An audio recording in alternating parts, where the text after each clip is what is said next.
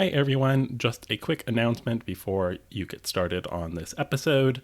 This episode was recorded way back in August, the same time we recorded our Autumn episode that I got out in a much more timely manner.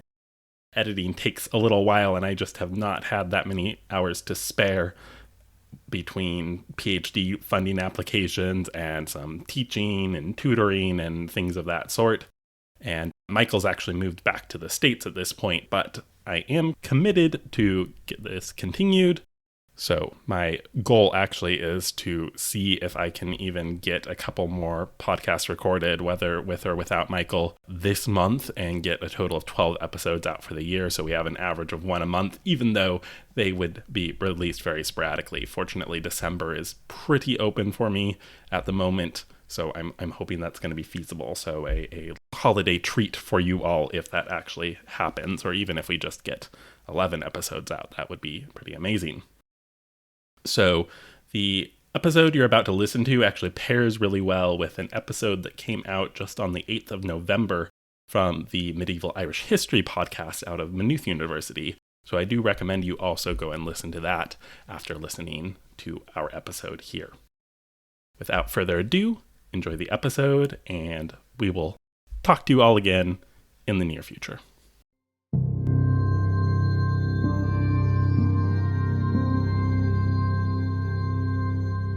Hello and welcome to Fabula Celtica, a Celtic Studies podcast. With Tyler Baxter and Michael Frim. Season 1, Ancient Ireland, Episode 9, Words on Vellum. The poets of Ireland were called together then by Shenachon Torpisht to see whether they remembered Táin Bolcúine in its entirety. They said that they knew only pieces of it, however. Shenachon then asked his students which of them would go with his blessing to Europe to learn the Táin, which the wise man had carried off eastwards in exchange for the Colvin, that is, the works of Isidore of Seville. Evine wa Ninine and Mergin mac Shenachon went east. That is, they went to the grave mound of Fergus mac Roig and passed his gravestone at Enloch in Connacht. Mergin sat on his own at Fergus's gravestone, and all left him to seek a guest house for them meanwhile. Mergin then sang a lay to the stone, as if he were addressing to Fergus himself what he said to it. If it not be your bright wonderful stone, I would find Mac Roig at times with the violent deeds of the drivings which were driven, swifter than the quarrel connecting the cattle of Cuingha in every revelation, O Fergus.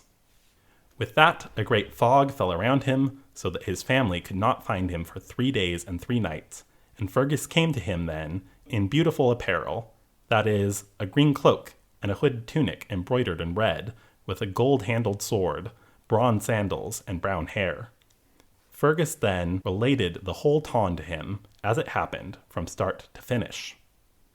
Others say, however, that it was related to Shenachon after he had fasted against the saints of Shiel Fergusa, that is, the seed of Fergus, and it would be no wonder if that were thus. They all went to Shenachon and told him their adventures, and he was thankful to them.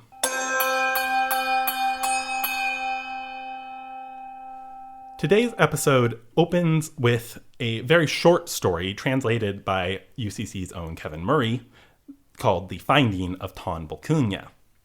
This story is supposed to happen after the famous Táin that we've mentioned in multiple episodes up to this point. And the idea is that the chief poet of Connacht, Shenachon, is trying to recall the whole story of the Táin, which is, to be fair, a very long story. And he can't remember the whole thing. So he gathers all of the other poets from the area and asks if any of them know the whole story. And even though between them they have bits and pieces, they can't assemble the whole. So the story's been lost. This episode is going to be about the transition in early medieval Ireland to writing down things not only in Ogham, but also in manuscript form on parchment.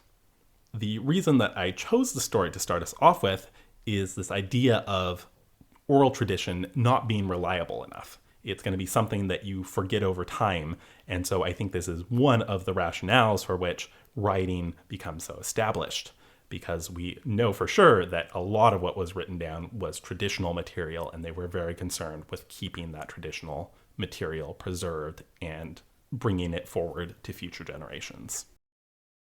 Shenechan, I should also mention, is the grandson of Dovthach, who was the chief poet, or the olive, of King Loigra of Tara, who we met in our episode on the coming of the faith, when we looked at the hagiography of St. Patrick. So this is a couple of generations after St. Patrick has Christianized Ireland. As we saw in the opening sequence, Shenechan wants to relearn the story of the Táin, but there's been this failure of oral transmission. So what happens is his son, Mergen, goes to Fergus MacRoig's grave, and Fergus was an important secondary character in the Táin Bó Cúailnge and in the whole Ulster cycle. And he sits before this grave. He basically speaks this poem to the grave as though addressing Fergus. This fog descends, and he is with the ghost of Fergus for 3 whole days as Fergus relates the entire Táin to him. And so by the time this is all done, he's able to come back, and he's able to share the story again, and presumably this time they write it down. At the very end of the finding of the Táin, something I didn't quote and I'm not going to do here, the last little paragraph says, "These are the 12 traditional foretales of the Táin," and then it lists a bunch of titles. This part is also significant, I think, in that if you're dealing with an oral culture, stories are usually going to be in flux enough that you're not necessarily going to count a specific number of tales that are the canonical things you should remember heading into a big story like the Táin. The fact that it's 12 tales specifically, the fact that we're talking about a failure of oral transmission, all points to the idea, I think, that this story wasn't composed until writing down of this particular tradition was established. And indeed, the language of this text has been argued to place it around the same time that the Táin itself would have been composed, when the Táin is moving into a written form in the first place. Today's episode and our upcoming episode on law texts are really about answering the following questions. We need to figure out who are writing texts in medieval Ireland, what they were writing about, what languages they were using and what letter forms they were using, where they composed these texts, when they were writing, how the composition of texts and the transmission of texts worked, and finally, why they were doing any of this. And sort of the top of that list is easier to answer, and I think we can go through and fairly quickly get kind of the gist of the who's and the what's and the where's, and even the when's. But the how's and why's are going to take a little bit more time to dig into. And of course, none of this is ever as simple as we want it to be. So even the who's, what's, and where's, there will always be caveats and always new things we can say. But Michael, I'm going to challenge you here. If you had to really briefly summarize who was writing texts in medieval Ireland, what would you say? Well, especially towards the beginning of the medieval Irish period, the vast majority of texts would have been written by people in ecclesiastical settings. Yes. At the very beginning, all of the written material would have been ecclesiastical, which makes sense. With the coming of Christianity, with the coming of a written religious text like the Bible, the first thing that you're going to need writing for is things like the Bible and various Christian texts. And then slowly the topics expand to not just religious stuff, but now secular stuff as well. But the people who are writing remain for a long time just monks and people in ecclesiastical settings who are copying manuscripts, writing down manuscripts. Whether they are ecclesiastical in nature or secular in nature, it is, for the most part, monks who are doing the writing until towards the end of the medieval period, when you start to get scribal families coming about. So now you have not necessarily clerics, not necessarily monks who are writing, but professional scribes. Yeah, it's really... So, quick disclaimer before we go any further with this, is that this first series, Ancient Ireland, we're really only focusing on stuff that goes up through the early medieval period, and occasionally we'll dip into, later manuscripts and that sort of thing, especially for the legendary material. But as far as the society we're dealing with, we're talking about going up to maybe the year 1200 or so. We don't want to get too much into the colonization of Ireland by the Normans first and the British, but it is around that 1200 year, 1169 is when the Normans come to Ireland for the first time, and it's around that period where we get this split between the ecclesiastical centers and what were known as the schools of Philithect, the schools of poetry, really, but they were centers that were more secular. And so we start to get this split. But as Michael's saying, as the medieval period kind of comes towards its end, we're getting more into scribal families. We actually move away from professional scribes in about the 17th century due to colonial pressures, and it's more individuals who are keeping up the scribal tradition until really all the way into the 19th century. We're still getting manuscripts. The printing press comes quite late to Ireland. It's part of the reason for that as well.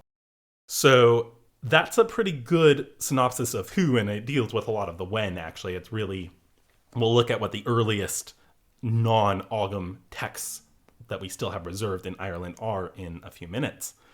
So we've got the who, we've got the when.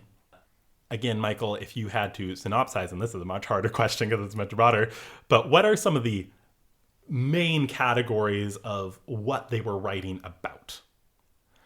Well, again, towards the beginning of the medieval period, as people are starting to write, it's almost all ecclesiastical material, biblical material, or hagiographical material. Or I shouldn't, that's not hagiographical material, but, things associated with... You do get hagiographical material from around 700, so early enough. Excellent, I was right. Yeah. Ecclesiastical stuff, things associated with saints. You get both prose and verse versions. Prose and verse.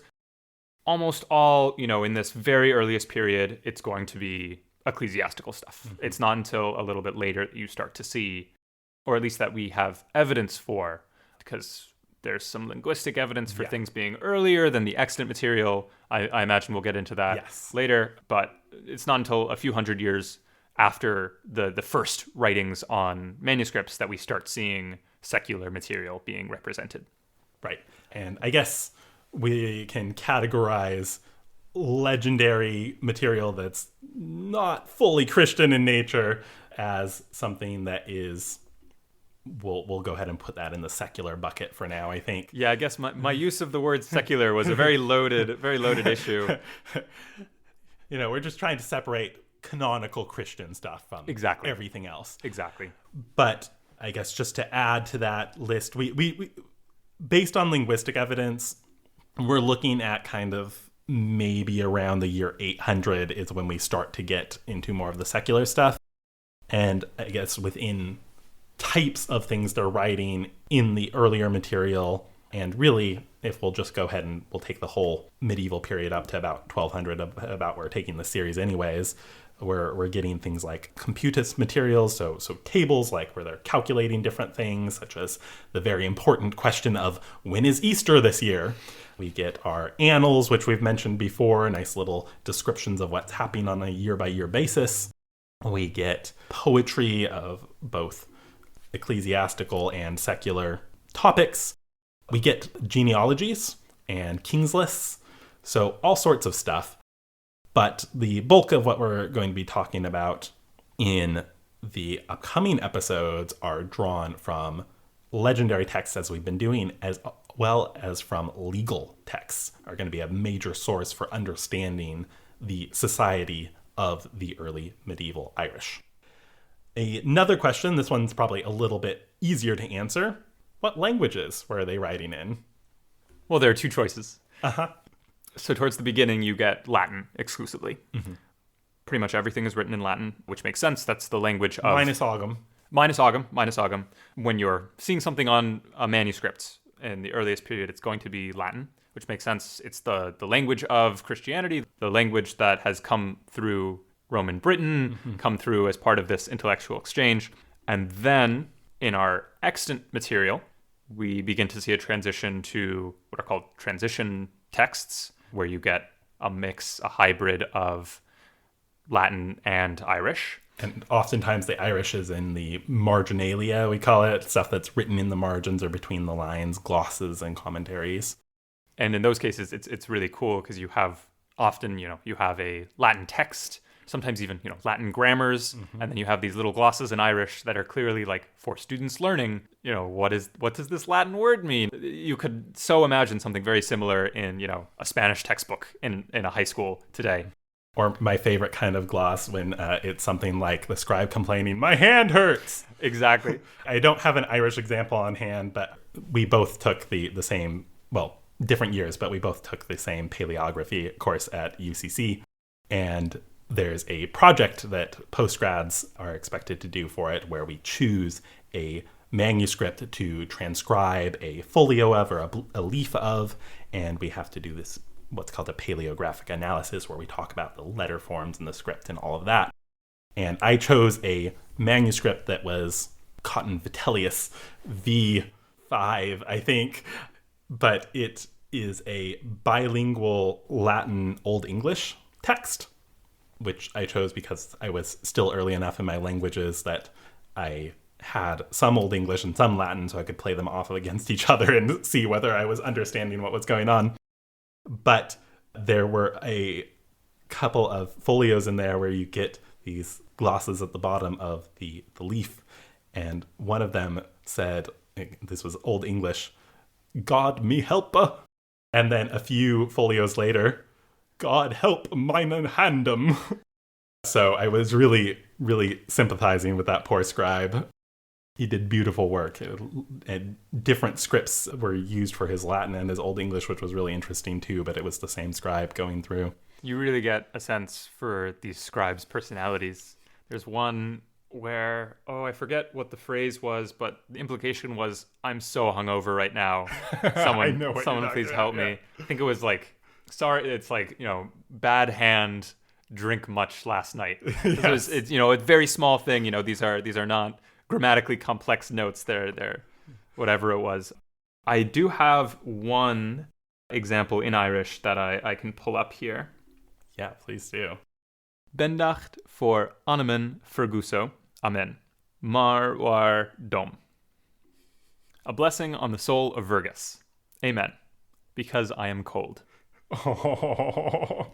And remember also the location of, as for the question of where, though that can be interpreted a lot of ways. The scribes who were writing this, monks, were writing them in scriptoria, these parts of monasteries, which for anyone with Latin or anyone who knows Latin or anyone who knows some etymology, script obviously related to writing, and the scriptorium would be the writing room, and so that scribes would have a lot of light. They were often quite tall with big windows, so that a lot of sunlight to come in, but that also means not a lot of insulation. Yeah, especially before you have glass.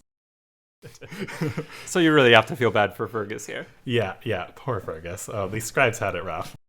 But they did some excellent work, didn't they? Yes, they did.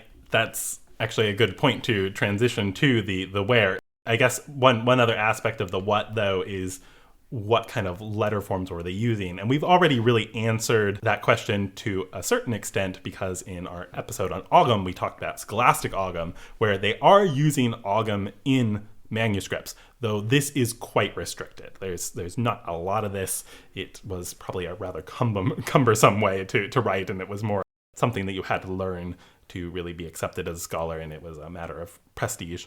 But in general, over the course of the early medieval period, you get the development of something that becomes known as the insular script. And it's just this very specific set of Latin letter forms that are very distinctive from writing that took place elsewhere in Europe and elsewhere in the world. You can tend to, if you know your Irish manuscripts really well, you can recognize a mile away, oh, that was written by someone from Ireland. And the reason I say someone from Ireland, in the question of where these were written, they were written in scriptoria. Many of them were written in Ireland, but we also get a lot of what are called peregrini, or pilgrim monks who went to the continent and did their work from the continent. So you get insular script texts, and you get Irish language marginalia in a lot of Latin texts that were written on the continent by these Irish peregrini as well. And before we transition and move away from this question of what entirely, just to finish up the discussion of what language, because while Latin was the main language in the beginning, and then you get these hybrid texts, then it does transition to Irish texts. Yes. You have manuscripts that are completely written in Irish. And so based on the extant material, and I want to say based on the extant material in italics, asterisk, and you'll see why in a second. Bold underline. Bold underline. You get this very linear evolution, which makes a lot of sense. Very, a beautiful chronology of Latin manuscripts to hybrid texts to Irish manuscripts. It's, wonderful, very logical, but that's only based on extant material. The actual story is a lot more complicated. There's a lot of linguistic evidence for there being Irish written material much, much earlier, which kind of throws this timeline in for a loop. There's a lost 8th century collection called the Cin Dromishneachta, which we know existed, and we have, and by we I mean scholars of the area, they have worked to reconstruct what this 8th century collection of texts looked like, and what was included in this manuscript were Irish texts written in Irish, or what was likely included were Irish texts written in Irish, some of which perhaps dating as early as the 7th century. So when I say all of the earliest stuff was in Latin, you should hear that as all of the earliest surviving stuff was in Latin. And then it transitions to these hybrid texts where it has Latin and Irish. Again, the surviving next material is hybrid. Right. And in very small bits, we do have evidence for Irish language material, usually names or place names within our Latin texts, and they're frequently Latinized so that they can be spelled in a Latin way. But we do have names that are recognizably Irish names showing up in texts. We have the Ogham stones were, when transliterated into Latin characters, are giving us an early Irish form of the language. They're not usually giving us a Latin form of the names that they recorded. So we did have written Irish earlier on. It's just we don't have it in any particular quantity until quite a bit later. Really, our first, if I'm remembering correctly, our first manuscript that is primarily, our first surviving manuscript, I should say, that is primarily written in Irish is the Lever na Hudra, the Book of the Dun Cow. The 3 oldest surviving secular Irish manuscripts, all from the 12th century. Lever na Hudra, Rawlinson, MSB 502, for anyone who wants to look that up, and the Book of Leinster. Fabulous, yes. So, of the surviving material, the oldest Irish manuscripts are 12th century, just to give a sense of the timeline. We're already seeing, by the time we hit 1200, we're already seeing Middle Irish has come in, and it's been there for about 300 years, 300 years. So there's already Middle Irish influence happening within those texts, even though oftentimes they seem to be Old Irish in origin.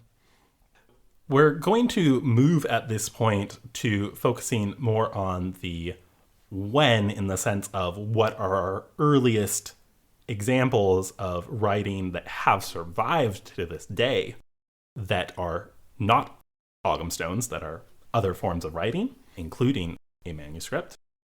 And we'll be looking at the how of how did manuscript culture work? How was a manuscript assembled? How has it come down to us?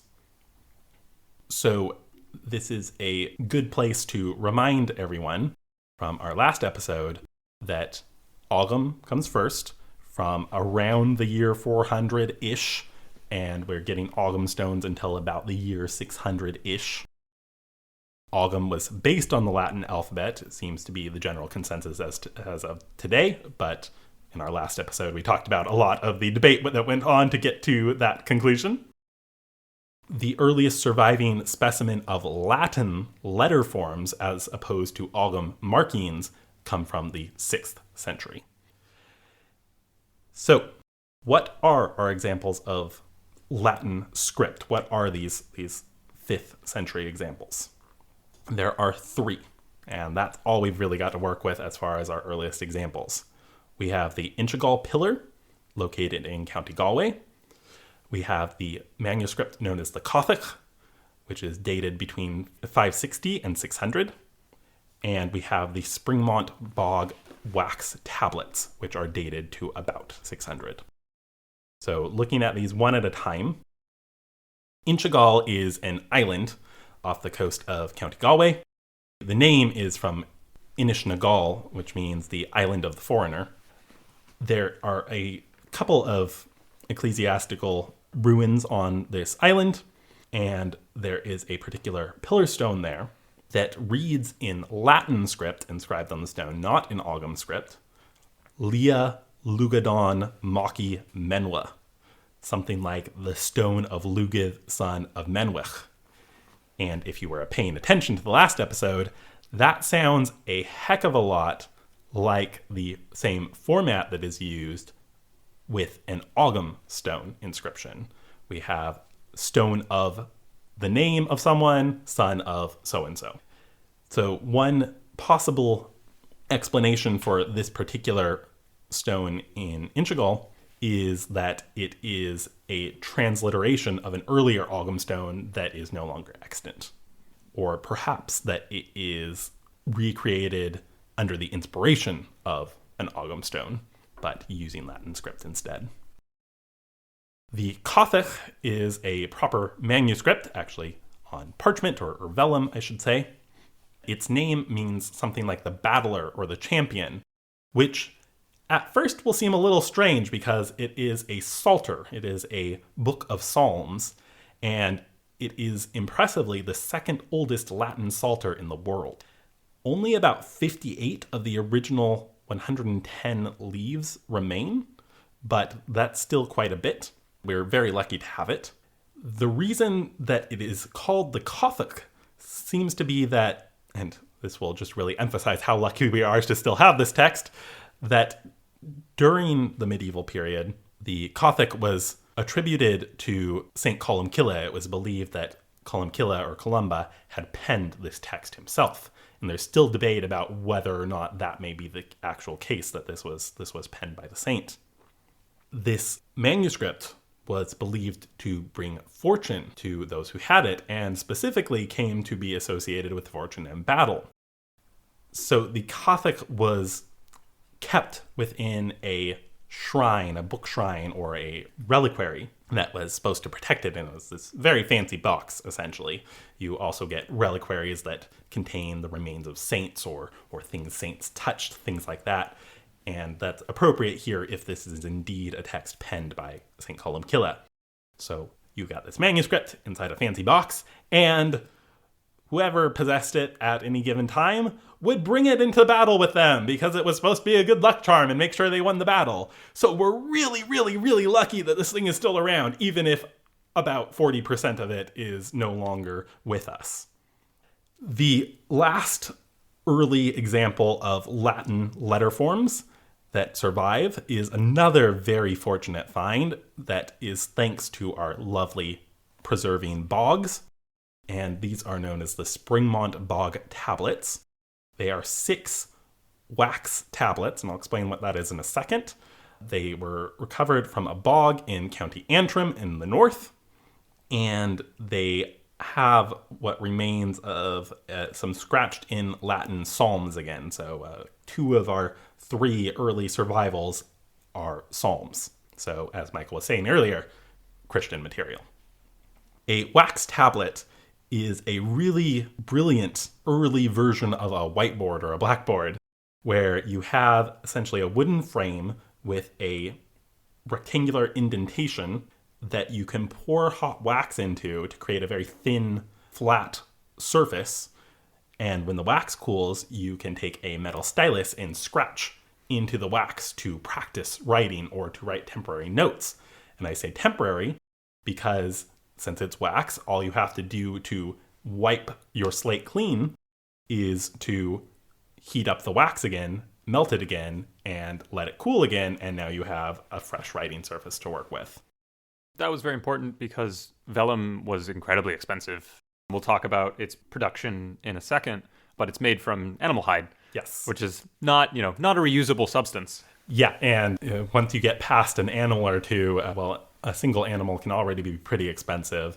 Once you're talking about a book with several hundred leaves, you're talking about a whole herd of cattle, perhaps, that you have to take the skins from. So even putting a single manuscript together does get extremely expensive. So this is the wax tablets would be a great way for a novice scribe to learn their craft, and it would be a great way to take temporary notes.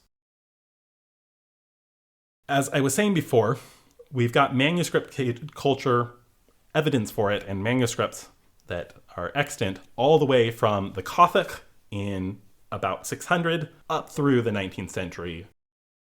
But professional scribal activities were virtually done away with due to colonial pressures in the 17th century.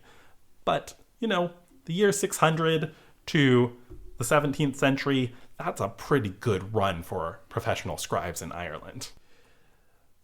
At this point, we'll move on to the how of manuscript production.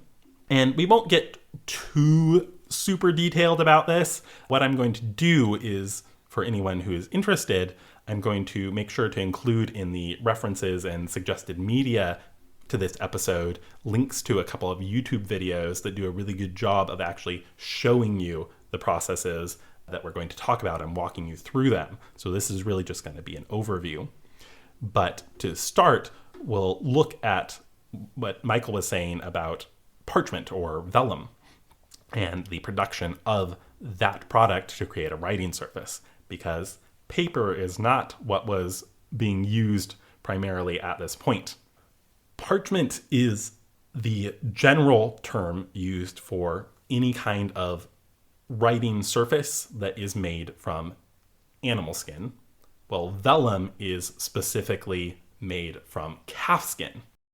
Calf skin was generally considered to be the best option, the best quality writing surface. It has to be a young animal, because if you have an older cow, for instance, there's been all sorts of time for that cow to get injured. It could have scars, it could have parasites, other things that would cause blemishes on the skin. That's going to show up on your parchment. So if you get a young animal, if you get a calf, you're going to have a much cleaner, nice creamy writing surface to work with. It's going to be not only look better, but it's also going to be easier to write on. It's going to be more supple. As you might imagine, going from baby cow to page in the manuscript, there's a few steps that you have to take to get there. In addition to butchering the animal and cleanly removing its skin, you also are going to have to get rid of the hair and the fat that is on the skin. So that usually involves soaking the skin in a solution of lime to make it easier to remove the hair and the fat. That pretty much, if you soak it for the right amount of time, the hair just kind of falls off of it. You can just kind of wipe it away with your hand. The fat you have to do a little bit more work with. You actually have to stretch out your skin really nice and tight on a frame that you kind of connect it to. And then you have to scrape the skin with what's known as a luna. It's a sort of moon-shaped blade to remove all the fat. And then you have to dry it for some time. And you have to do this again and again and again, because each skin is going to get you between 4 and 8 leaves to work with. So if you're dealing with a manuscript of any length, you're going to have a number of these before you have the quantity that you need. One aspect of dealing with manuscripts that's really important is something that's going to be hard to explain in audio form. I'll do my best. And that is the idea of the structure of the manuscript once you've turned your skin into parchment or vellum. The discipline of looking at manuscripts in terms of their structure and instead of their content is known as codicology, from the word codex, which is a word used to describe pretty much any sort of book that is made from bound pages, or even unbound pages, I suppose. In codicology, a really critical part of the whole idea of looking at and understanding a manuscript is to determine what the quires of the manuscript look like. A quire is essentially a set of nested pages. If you imagine a piece of paper and you fold it in half, that gives you basically 2 pages or 2 leaves that you're working with, right? That single paper that's folded in half to give you 2 leaves, that's known as a bifolium. And each individual leaf on that piece of paper, or parchment in this case, is known as a folio. So we have a bifolium and we have 2 folios. That's one piece of parchment that you're working with that's already being cut and squared away to the shape and size you want. And that gives you, each one of these bifolia gives you 4 writing surfaces. Right. So you have the front and the back of the first folio and the front and back of the second folio. In fact, we even have names for the front and back of each folio. They're known as the recto and verso. Or some people will talk about the flesh side and the hair side of the folio. So again, you have this bifolium. Imagine it like it's a piece of paper folded in half. You take a second bifolium and you tuck it inside of the first one. So they're both folded over. Now you've got 2 sets of bifolia, and you nestle another one in and you nestle another one in. How many times? It's like a newspaper. Yeah, exactly. And the number of times you do this, the number of bifolia you have nestled together before you take it and you start a new one and you put it on top rather than nestling it inside, that set of nestled folios is called a quire. And the reason that this is really important is because when you have a manuscript in its original form, all your quires are going to be the same length. They're going to have the same number of folios inside. What we get happening a lot with our extant manuscript is that some of the folios, some of the leaves have been lost. If you know what the structure of your quire is, and you are able to kind of look at the binding and figure out where a quire starts and ends, you can look inside to determine how many leaves might be missing from that quire, and that gives you a lot of information about how to deal with the content of the manuscript when you get to that point in your analysis, because you can get a sense for how much of a story is missing, for instance. It's also not just for missing pages, which is, of course, very important. It's also for understanding the structure of a composite manuscript. Yes. Which is, if you imagine one big manuscript made up of all of these quires that have been sewn together, and most of them are, made up of 4 bifolia, say, and then there's a section that's made up of, each of them have 5 bifolia, which you get a lot.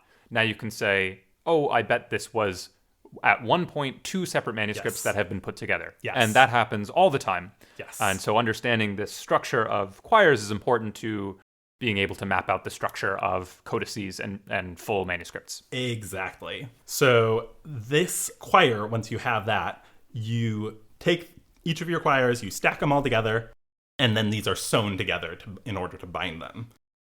That sewing also has its own niche in codicology, because it's been discovered that the sewing technique used, the way that they thread their needle and do different little patterns and things as they sew up the quires together, can vary from locale to locale. This, by the way, I'll just throw in there, is not so different from modern bookbinding practices. Though the actual binding part is very different. It's no longer sewn for a variety of reasons, one of them just being it's hard and cumbersome. But the quire construction, if you look at any modern book, especially the bigger ones, you'll be able to count the quires. You can see what pages are included in which quires, and that they've all been combined with one single binding. So I'll just throw that in there. Yeah, and there's no real reason to do this except for its tradition. At this point, you could do individual pages just fine. It would work with current binding techniques. It wouldn't really slow down the process at all, I don't think. But it's just how it's been done for so long that that's still the way books are built today. Another aspect of modern books that people might recognize is, those really fancy looking like leather-bound books? They tend to have these little horizontal ridges along the spine. Well, that doesn't have to be there on a modern book, but in a medieval codex, that would be there because those are the spots where the sewing has taken place. And so there's this little part of the spine that's bumped out because it's going around the thread that would have been going through that bit of the back of the pages, or the back of the quires where they've been bound together. As far as bindings go, the usual form of a manuscript's binding that we tend to have in our extant manuscripts here are a couple of wooden planks that form the base of your cover on either side of your set of quires. Then that tends to be bound with leather, and that goes all across the spine as well. And in a lot of more damaged manuscripts, we can see that the leather is coming off of the cover, or that the wood of the cover has broken, things like that. And we do very, very frequently have bindings on manuscripts that are much more recent than the contents. It's fairly common for a manuscript to have been rebound. A particular text that was recovered from a bog, yet again, known as the Táin Mór Psalter, is a really useful finding, because this particular text, even though it was a trial and a half to get to a point where any of it was legible after soaking in a bog for centuries, though there was some success in getting some of the pages to be dried out and legible, one aspect of the Táin Mór Psalter is its binding. It was in essentially just a leather wrap, and if I remember correctly, the quires were not even sewn together. It was sort of all loose inside this leather wrapping, almost like having it inside a file folder today. So that seems to be, based on the age of the Psalter, an indicator of what the earliest types of bindings might have looked like. Something where it was not this hard cover and this fancy sewing technique, but just slotted into a leather wrapping instead. Next up are ink and pigments. The ink used to do the bulk of your writing, that nice kind of dark brown color that you tend to get in these manuscripts.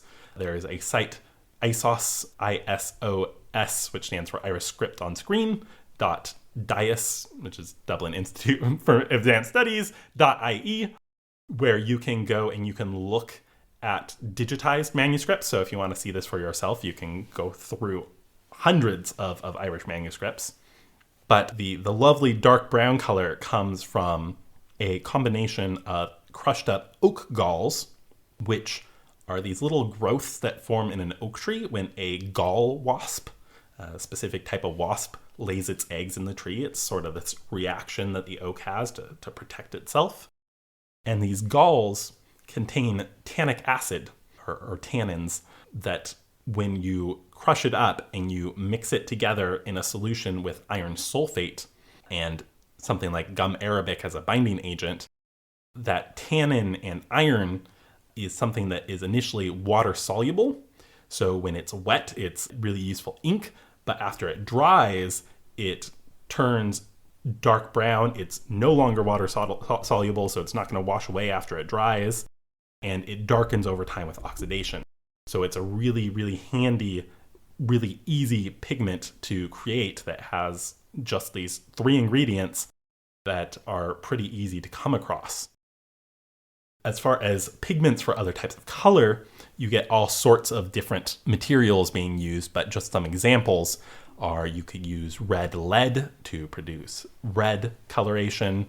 You can use things like copper rust to create green, something known as verdigris. You can use chalk or gypsum to give you white. You can use woad plants to give you blue, which was also the same source for blue dyes in clothing. All sorts like that, and that's how you get those lovely, colorful images that you get in some manuscripts, or that you get for things like initial characters to different sections of a manuscript. As far as what they were writing with when they were dealing with these inks and pigments, scribes were generally working with quills for the bulk of their writing, which would have been made with feathers. They would have not originally had metal nubs on them. That came in later.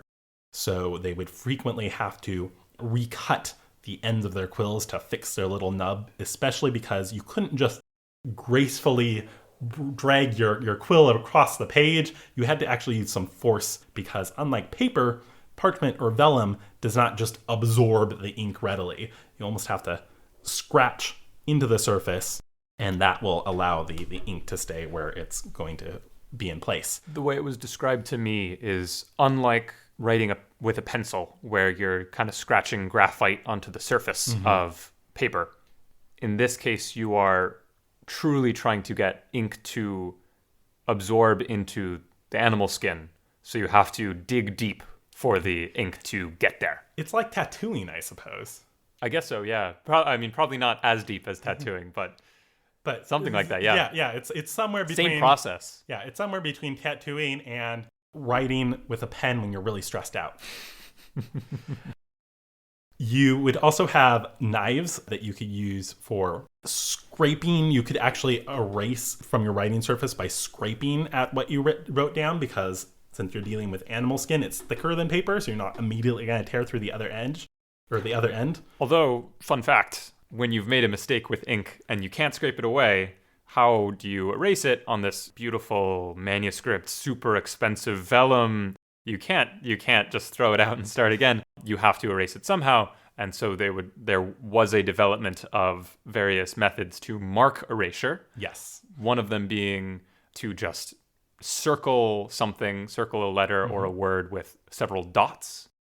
And here's the fun fact part. That evolved into just having a single dot at the top of the letter you want to erase. And that evolved into a marker for certain kinds of initial mutations, particularly for F and S, which, when they are lenited, become unsaid or H, respectively. Yep. So two mutations that kind of get rid of the aspect of the letter, because those are kind of deletions. So that has become, in later periods, including up to the modern period, markers for the lenition of F and S, is this dot coming all the way back from deletion marks. Yes. In early manuscript culture. Yeah. The formal name for these little dots above the letter is a punctum delens, which is literally a deleting dot. So that was a really clever development by the Irish to adapt this into using it for initial mutation. And it does look a lot nicer than crossing out or scribbling over your mistake. I guess another disadvantage of scraping away to erase is that it mars the surface you're dealing with and it makes it less nice to write on. So I've seen manuscripts that I've worked with where there are places where you can tell the letter doesn't look as nice because it's on a scraped part of the manuscript, and so it looks kind of wonky. So we have our quills, we have our knives. You could use a stylus, a sharp metal stylus, for things like wax tablets, as we mentioned before, but also things like ruling the pages of your manuscript. That was really important. In order to have nice straight lines, you would rule it first. You would basically turn it into what we now have, this nice pre-lined paper. You would have to do that with your stylus instead, and some kind of straight edge. And the most common scripts that they were then writing in are known as insular minuscule and insular majuscule. Insular referring to island-based, so of course Ireland is an island, Ireland is insular. And then minuscule and majuscule are talking about how big and impressive your characters are, I suppose. When you talk about a majuscule script in general, when working with manuscripts, you're talking about usually things that we would think of today as capital or uppercase letters, or you're thinking of letters that are made to look really fancy and big and bold, versus the minuscule script would be more of your run-of-the-mill basic lowercase letters, or letter forms that are going to be easier to write, faster to write, not quite as fancy, but they still look nice because these scribes really knew what they were doing. We've already talked about the content of manuscripts, but now that we've given some background, I just want to quickly recap some of these. In addition to what we would call the canonical text, the main text of the manuscript, the thing that really is the focus of most manuscripts, we can have diagrams, tables, we can have lists, we can have marginalia, which, as you might expect, it's things that are typically in the margins or between lines. Glosses are typically short bits of marginalia that have explanatory notes, such as explaining an etymology, or, as Michael was saying earlier, explaining in Irish what this Latin word means. You have commentaries, which tend to be longer. There can be like sometimes half a folio is left for commentary on the canonical text. Oftentimes, these can be things like trying to interpret a religious passage, that sort of thing. They may contain philosophical notes. There are commentaries that are out there in some texts that have things like lists of fines payable in legal cases, which sounds riveting. And it's going to be hard to do this in an audio format, so I'm just going to go over it really briefly and just recommend that people do an image search for insular majuscule and insular minuscule. But I can explain the technique differences behind writing them. With insular majuscule, the fancier type of writing, the scribe would use a flat pen nib or quill nib, I suppose, that they would hold parallel to the rule lines. And they would use broad downward strokes because the nib is, since it's parallel to your rule lines, if you just drag your pen down, you're going to get these nice thick strokes. You could imagine like a chisel tip marker. And you've got the flat chisel bit is parallel to the lines you're writing on. And so if you drag that down, you're going to get nice thick lines. But if you go horizontally, you're going to get very thin lines. So you've got these thicker downward, up and downward strokes, and you've got these thinner horizontal strokes. Majuscule script tends to have relatively short ascenders and descenders. So an ascender would be like the little bit that comes up off of a letter B or a letter D. A descender would be like the little bit that comes down off of a letter P or a letter Q. You have what are known as serifs, and in this lovely age of computers, when you go into Microsoft Word or whatever word processor you're using, you select your fonts. A lot of them will say sans serif, that means without serif, but things like Times New Roman are serif fonts, and that means that at the ends of your letters, the horizontal strokes or the vertical strokes, you get these little almost triangular feet, and those are serifs. So you get serifs predominantly on your insular majuscule scripts in Ireland. These are very wedged shaped serifs that are unique to Ireland. You don't really see these in Roman or Western calligraphy. As far as insular minuscule goes, the pen is held at an angle rather than with the nib parallel to your rule lines. So you tend to have thinner lettering in both directions. That's more consistent between horizontal and vertical. It was quicker to write with. You're not worrying as much about serifs, but you do still get them oftentimes in the minuscule script. And it allows you to produce very fine writing. So you can have really tiny little glosses in between your lines of your canonical text, for instance. And as we've kind of implied, majuscule is the fancy one. So you get it a lot in fancier texts, like the Book of Kells, for instance. Mm-hmm. It's written in insular majuscule. It's beautiful. It's illuminated. And then for other manuscripts that were maybe written very quickly, there's a lot of text, not the Bible. They'll be in insular minuscule. For instance, Lever-na-Hydra, one of the earliest Irish texts.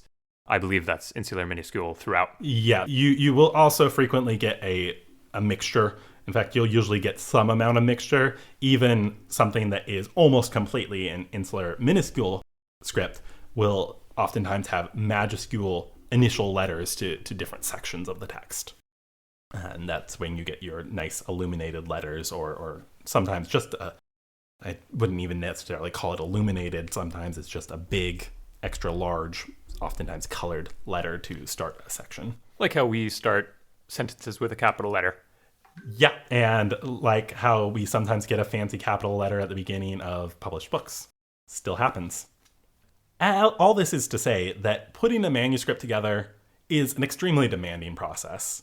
There's the time required to prepare the parchment. There's the time required to do the actual writing, and that's not going to be fast.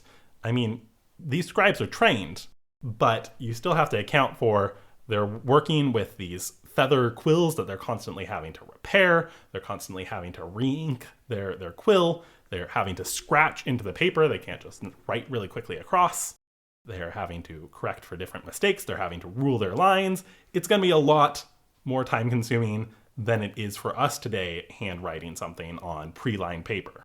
And they're also worried about making a beautiful manuscript, not making mistakes on the very expensive vellum. It's expensive, as we already mentioned. It's going to be not only a demanding process, but it's going to be an expensive one. This is not even to mention the time required to train a scribe in the first place, and the material that needs to be prepared, the money to pay for the manuscript. Usually these manuscripts are going to be explicitly for church purposes, and if they're not, they're commissioned by the wealthy. To save on time and materials, sometimes parchment and binding materials are reused in new manuscripts. And in cases where fragments of earlier manuscripts that are still legible to some extent are contained in later manuscripts, we call these little bits that have survived and been reused palimpsests. And those can be really interesting in themselves, but also very frustrating in that we just have this little fragment of an earlier text and we don't have any of the rest of the text to work with. We're going to go ahead and leave it there, but next time we are going to look at law texts, and not only law texts, but beyond the creation of manuscripts in terms of the physical materials required and the training required. We also really need to talk, Michael, about the process of going from an original manuscript to what we actually still have surviving to this day. Yeah, like we were talking about with the Kin Drumishnachtha, it's not a surviving manuscript. We don't have it, but we know it existed because we have copies of the things inside it in later manuscripts. And this transmission culture was an extremely important part of what we understand about manuscripts today, and a very important part of studying Irish material in general. Yeah, and it provides just such important context for everything that we're going to be talking about from here forward. Thank you very much, and we will see you all next time. Thank you. Thank you for listening to Fabula Celtica With Tyler Baxter And Michael Frim. Follow us at Fabula Celtica on Twitter, Instagram, or Blue Sky, or email us at fabulaceltica@gmail.com.